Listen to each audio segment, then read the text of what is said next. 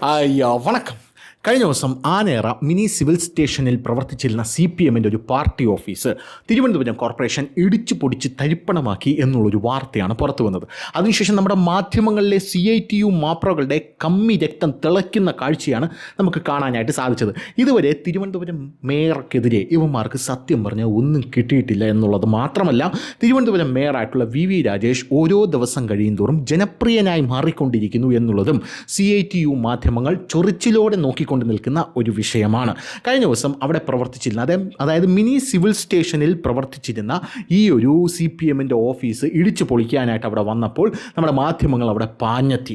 സത്യം പറഞ്ഞാൽ CPMകാരാണോ മാധ്യമങ്ങളാണോ അവിടെ പ്രതിഷേധിക്കുന്നത് എന്നുള്ളതിൽ എനിക്ക് ഒരു അമ്പരപ്പ് തോന്നി. പക്ഷേ മാധ്യമങ്ങൾ അവരുടെ കയ്യിലിരിക്കുന്ന ആ മൈക്ക് എടുത്ത് ബൈറ്റിനായിട്ട് കൊടുത്തപ്പോൾ അവിടെ നിൽക്കുന്ന കൗൺസിലർ ഇവന്മാരെയെല്ലാം ചുരുട്ടിക്കൂട്ടുന്ന കാഴ്ചയാണ് നമുക്ക് കാണാനായിട്ട് സാധിച്ചത്. സംഭവം വേറൊന്നുമല്ല, അനധികൃതമായിട്ടാണ് ഇതിവിടെ പ്രവർത്തിക്കുന്നത് എന്നുള്ളതിൻ്റെ കൃത്യമായിട്ടുള്ള രേഖ ഇവരുടെ കയ്യിലുണ്ടായിരുന്നു എന്നുള്ളതാണ്. നമുക്കറിയാം, കഴിഞ്ഞ 10 കൊല്ലമായിട്ട് പിണറായി വിജയൻ്റെ നേതൃത്വത്തിലുള്ള ഭരണം കേരളത്തിൽ അങ്ങോളം ഇങ്ങോളം കമ്മിക്കുട്ടന്മാർ കിടന്ന് അഴിഞ്ഞാടിക്കൊണ്ടിരിക്കുകയായിരുന്നു. അതിനിടയിൽ 10 കൊല്ലം ഇവിടെ കോർപ്പറേഷൻ്റെ കീഴിലുള്ള ഭരണം. പിണറായി വിജയൻ കയറുമ്പോൾ പ്രശാന്തായിരുന്നു മേയർ. പിന്നീട് വട്ടിയൂർക്കാവ് ഉപതെരഞ്ഞെടുപ്പ് വന്നപ്പോൾ പ്രശാന്ത് അവിടെ നിന്ന് ജയിച്ചു പോയി. പിന്നെ കരിക്കകം ശ്രീകുമാറായിരുന്നു മേയർ എന്ന് പറയുന്നത്.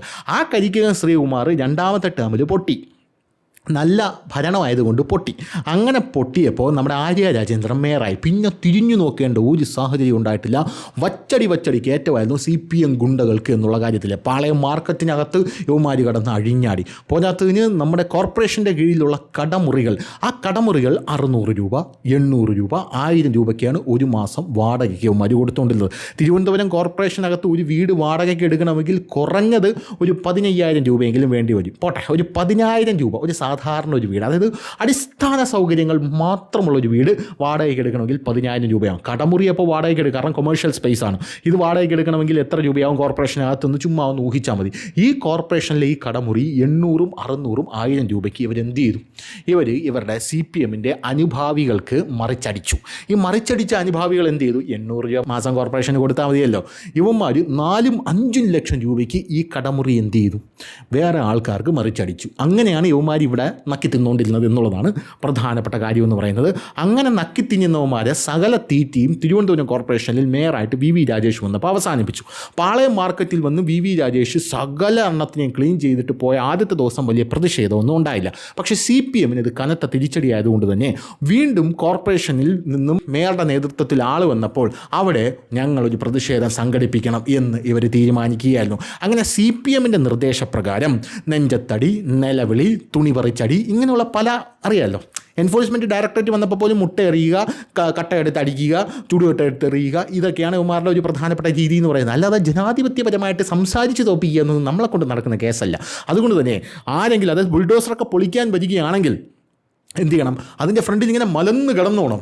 ഇങ്ങനെ മലന്ന് കിടക്കുമ്പോൾ നമ്മുടെ പ്രവർത്തകന്മാരാരെങ്കിലും ഒരു ഫോട്ടോ എടുക്കും. പിന്നെ സാഹിത്യകാരന്മാർ ഇതിനെ ഏറ്റെടുപ്പായി, ആ ഫോട്ടോ മറ്റേ കാരിക്കേച്ചറായി, യസ്മയായി, AI ആയി, അങ്ങനെ പല രീതിയിൽ ഇങ്ങനെ അമ്മ ഇങ്ങനെ കൊച്ചിനെ ഒക്കത്തെടുത്തുകൊണ്ട് ഓടുന്ന പടം, ബുൾഡോസർ പിറകെ ഇങ്ങനെ ഓടുന്ന പടം, ബുൾഡോസറിൻ്റെ 2 കൈയും കാലും കൂടെ വെച്ച് കൊടുക്കണം, അങ്ങനെ ഓടുന്ന പടം, അങ്ങനെ പല കാര്യങ്ങളായിട്ട് എടുത്ത് നമ്മളിത് കത്തിക്കും. അങ്ങനെ പിന്നെ നമ്മുടെ ഈ സാംസ്കാരിക നായകരുണ്ടല്ലോ, അവരെ നമ്മൾ കൂട് തുറന്ന് വിടും, പുറത്തിറങ്ങി കുരക്കെട്ടുന്നു.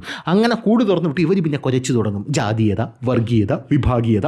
അതിൻ്റെ ഇടയിൽ, അതായത് ഈ കടമുറി പൊളിക്കാൻ വന്നപ്പോൾ അതിൻ്റെ ഇടയിൽ ഒരുത്തം വന്നിട്ട് നെഞ്ചത്തടിയും നിലവിളിയായിരുന്നു. അയ്യോ എൻ്റെ കട പൊളിക്കുന്നത്, എനിക്കിത് ജീവിക്കാൻ നിവൃത്തിയില്ലേ എന്ന് പറയുന്നുണ്ടായിരുന്നു. സത്യം പറഞ്ഞാൽ നമുക്കത് കേൾക്കുമ്പോൾ എനിക്ക് പോലും വളരെ വിഷമം തോന്നി. പക്ഷേ അതിൻ്റെ ഇടയിൽ അവൻ ആരും അറിയാതെ, അതായത് അറിയാതെ വാക്യാത്തെന്ന് വന്നുപോയതാണ്, അവിടെ പൊളിഞ്ഞുപോയി. എന്നിട്ട് അവൻ പറയുന്നു ഇതാണ് ഗുജറാത്ത് മോഡൽ എന്ന് പറഞ്ഞുപോയി. അപ്പോൾ അണ്ണന് ഗുജറാത്ത് മോഡലൊക്കെ അറിയാമല്ലേ, നല്ല രാഷ്ട്രീയ ബോധമുള്ള ആളാണെന്ന് തോന്നുന്നു കണ്ടിട്ട് എന്നാണ് സത്യം പറഞ്ഞാൽ എനിക്ക് തോന്നിയത്. ഇതാണ് ഗുജറാത്ത് മോഡൽ, ഇതാണ് നരേന്ദ്രമോദി ഗുജറാത്തിൽ നടത്തിക്കൊണ്ടിരുന്നത്. വണ്ടി ഏത് റൂട്ടിലോട്ട് തിരിച്ചു വിടാൻ ശ്രമിക്കുന്നു എന്ന് നമ്മൾ കൃത്യമായിട്ട് മനസ്സിലാക്കണം. അപ്പോൾ ഇതൊക്കെ കൃത്യമായിട്ട് ഇവന്മാർക്ക് അറിയാം. കൃത്യമായിട്ട് അറിയാമെന്നുള്ളത് മാത്രമല്ല, കഴിഞ്ഞ ദിവസം നമ്മുടെ മേയർ ഒരു ടർഫ്, അതായത് 1.5 കോടി രൂപയ്ക്ക് പണിതൊരു ടർഫിൻ്റെ ഒരു അഴിമതി, ഒരു വമ്പൻ അഴിമതി, ആര്യ രാജേന്ദ്രൻ്റെ നേതൃത്വത്തിലുള്ള ഒരു അഴിമതിയും പുറത്ത് വന്നിട്ടുണ്ടായിരുന്നു. അത് പറഞ്ഞപ്പോഴാണ് ഈ എൻഫോഴ്സ്മെൻറ്റ് ഡയറക്ടറേറ്റ് അവിടെ വന്നപ്പോൾ ആര്യ രാജേന്ദ്രനും അവിടെ ഇരുന്ന് ജയ് വിളിക്കുന്നതാണ് ഞാൻ കാണാനായിട്ട് സാധിച്ചത്. ഞാനത് കണ്ടു. ആര്യ രാജേന്ദ്രൻ അവിടെ കുത്തിയിരുന്ന് ഇങ്ങനെ ജയ് വിളിക്കുന്നുണ്ടായിരുന്നു, ഈടി തുലയട്ടെ എന്നൊക്കെ പറഞ്ഞു. അല്ല, ഈ ആര്യ രാജേന്ദ്രനും നമ്മുടെ കടകംപള്ളി സുരേന്ദ്രനും ശിവൻകുട്ടി അടക്കമുള്ളവർ ജയ് വിളിച്ചു. നമ്മുടെ ജോൺ ബ്രിട്ടാസ് വന്ന് ആ ഒരു സമരത്തിൻ്റെ ഒന്ന് ഇഗ്നൈറ്റ് ചെയ്തു, ഒന്ന് ജസ്റ്റ് ഒന്ന് കൊളുത്തി വിട്ടു കൊടുത്തു. എന്നിട്ട് ഉമാരെ ഇവന്മാരൊക്കെ എന്ത് ചെയ്തു, പിറകിലോട്ട് വലിഞ്ഞു. പാവപ്പെട്ട CPM അണികൾ അവിടെ എൻഫോഴ്സ്മെൻറ്റ് ഡയറക്ടറേറ്റിനെ കയറി അടിയുടെ ഗോപാല എന്ന് പറഞ്ഞ് കയറി അടിച്ച് യവന്മാരെല്ലാം കൂടെ കൂട്ടത്തോടെ ജയിലിൽ പോകുന്ന കാഴ്ചയാണ് കാണാനായിട്ട് സാധിച്ചത്. ഈ CPMകാരുടെ വീടൊക്കെ കാണണം, പെറ്റതള്ള സഹിക്കൂല. അതായത് ഈ പാർട്ടിക്കകത്ത് നിന്നിട്ട് ഈ പാർട്ടിക്ക് വേണ്ടി പ്രവർത്തിച്ച പാർട്ടി പ്രവർത്തകരുടെ വീടാണ്. എന്നാൽ നേതാക്കളെ വീട് പോയി കാണണം. വീട്ടിനകത്തവന്മാരെ കയറ്റുമെന്ന് എനിക്ക് ഡൗട്ടാണ്. ഈ നേതാക്കളെ വീടൊക്കെ എന്ന് പറഞ്ഞാൽ മണിമാളികകളാണ്. നമ്മുടെ പിണറായി വിജയൻ്റെ വീടൊക്കെ കാണണം, മണിമാളികകളാണ്. അങ്ങനെ മണിമാളികയിൽ അങ്ങ് സുഖിച്ച് ജീവിച്ചു. ഈ 10 കൊല്ലം കിയ കാർണിവലിനകത്ത് ഇരുന്നങ്ങ് സുഖിച്ചു പോയി. അതുകൊണ്ട് തന്നെ ഒരു പ്രതിപക്ഷ സ്ഥാനമെങ്കിലും ഇപ്പോൾ വേണം. കാരണം അധികാരമില്ലാതെ എനിക്ക് അങ്ങോട്ട് നിൽക്കാൻ പറ്റുന്നില്ല. അതിൻ്റെ ആനുകൂല്യങ്ങൾ പറ്റിയുണ്ടല്ലോ, അതായിപ്പോയി. അങ്ങനത്തെ രീതിയിലാണ് അവർ മുന്നിലേക്ക് പോകുന്നത്. അപ്പോൾ കഴിഞ്ഞ ദിവസം നടന്ന സംഭവം എന്ന് പറഞ്ഞു കഴിഞ്ഞാൽ, ആനയറ മിനി സിവിൽ സ്റ്റേഷനിൽ അനധികൃതമായി പ്രവർത്തിച്ച CPM ഓഫീസ് തിരുവനന്തപുരം കോർപ്പറേഷൻ ഒഴിപ്പിച്ചു. ഈ സ്ഥാപനം, അതായത് ഈ CPMൻ്റെ ഓഫീസ് കോവിഡ് കാലത്ത് നൈസായിട്ട് ഹെൽപ്പ് ഡെസ്ക് ആയിട്ടാണ് തുടങ്ങിയത്. ഹെൽപ്പ് ഡെസ്ക് ആയിട്ട് ഇത് തുടങ്ങി. പോരാത്തതിന് ഹെൽപ്പ് ഡെസ്ക് ആയിട്ട് തുടങ്ങിക്കഴിഞ്ഞ ശേഷം നൈസായിട്ട് അവിടെ അങ്ങ് പ്രവർത്തിച്ച് വരികയായിരുന്നു. ഹെൽപ്പ് ഡെസ്ക്കായി തുടങ്ങിയ ശേഷകുമാരി എന്ത് ചെയ്തു, അതിൻ്റെ ചുറ്റുമുള്ള വഴിയെല്ലാം കെട്ടിയടച്ച് ഇനി ഇതാണ് ഞങ്ങളുടെ പാർട്ടി ഓഫീസ്, ജയ് മഹിഷ്മതി എന്ന് പറഞ്ഞൊരു കൊടി അവിടെ വെച്ച് അതൊരു പാർട്ടി ഓഫീസായി പ്രവർത്തിച്ചു കൊണ്ടിരിക്കുകയായിരുന്നു എന്നുള്ളതാണ്. സിവിൽ സ്റ്റേഷനോട് ചേർന്നുള്ള ഇടവഴി കെട്ടിയടച്ച് അതിന് മുകളിൽ ഷീറ്റിട്ടാണ് പാർട്ടി ഓഫീസ് പ്രവർത്തിച്ചിരുന്നത്. നഗരസഭയും ജീവനക്കാരും ഹെൽത്ത് സ്ക്വാഡും ചേർന്നാണ് ഈ അഴുക്കുമൂട്ട അവിടെ നിന്ന് പൊളിച്ച് ആമയഴിഞ്ചാൻ തോട്ടിലെടുത്ത് ഒടുക്കിയതെന്നാണ് അറിയാനായിട്ട് സാധിക്കുന്നത്. പാർട്ടി കൊടികളും തോരണങ്ങളും നോട്ടീസുകളും ബാനറുകളും അരിവാൾ ചുറ്റിക നക്ഷത്രവും ഇവിടെ നിന്ന് കോർപ്പറേഷൻ അധികൃതർ നീക്കം ചെയ്തു. മേൽക്കൂരയിലെ ഷീറ്റടക്കം പൊളിച്ചു നീക്കി ഇടവഴി പഴയ പടിയാക്കും. കോർപ്പറേഷൻ കെട്ടിടത്തിലെ മുറിയിൽ നിന്ന് CPM നേതാവ് മദ്യപിക്കുന്ന ദൃശ്യങ്ങളും പുറത്തു വന്നിട്ടുണ്ട് എന്നുള്ളതാണ് ഇതിലെ ഏറ്റവും ഹൈലൈറ്റ് ആയിട്ടുള്ള ഒരു കാര്യം എന്ന് പറയുന്നത്. പിന്നെ വേറൊരു പ്രധാനപ്പെട്ട കാര്യം, നമ്മുടെ മേയർ കെയർ. ഈ മേയർ കെയർ എന്ന് പറയുന്ന ഒരു പദ്ധതി മേയർ ആവിഷ്കരിച്ചു. അതുവഴി നമ്മുടെ തലസ്ഥാനത്ത് ഈ സ്കൂൾ ബാഗും സ്കൂൾ വിദ്യാഭ്യാസത്തിൽ നമുക്ക് വേണ്ട കാര്യങ്ങളായിട്ടുള്ള സ്കൂൾ ബുക്ക്, പേന, പെൻസിൽ ഇതൊന്നും ഇല്ലാതെ ഒരു കുട്ടിയും പഠിക്കാതിരിക്കാൻ പാടില്ല എന്ന് പറഞ്ഞ് മേയർ എന്ത് ചെയ്തു, ഈ സാധനത്തിൽ അദ്ദേഹം കൊടുക്കുന്നു. അതാണ് മേയർ കെയർ എന്ന് പറയുന്നത്. ഇത് കോർപ്പറേഷൻ്റെ പൈസയല്ല എന്നാണ് മേയർ പറയുന്നത്. ദേശാഭിമാനി ഇത് കണ്ടുടനെ ദേശാഭിമാനിക്ക് ചൊറിഞ്ഞു വന്നു മാത്രമല്ല, ദേശാഭിമാനി വാർത്തയടിച്ചു.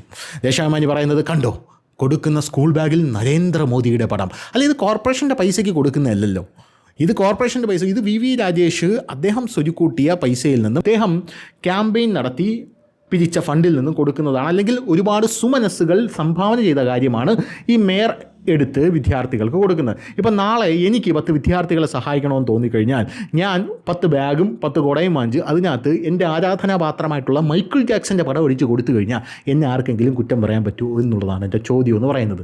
VV രാജേഷും ഇവിടെയുള്ള സാധാരണ ജനങ്ങളും, അതായത് നരേന്ദ്രമോദിയുടെ അനുഭാവികളായിട്ടുള്ള ജനങ്ങളായിരിക്കും ചിലപ്പോൾ അത് കൊടുക്കുന്നത്.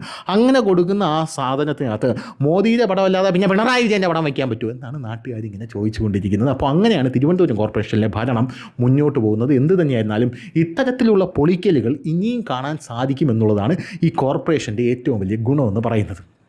ശരി, ലാൽ സലാം.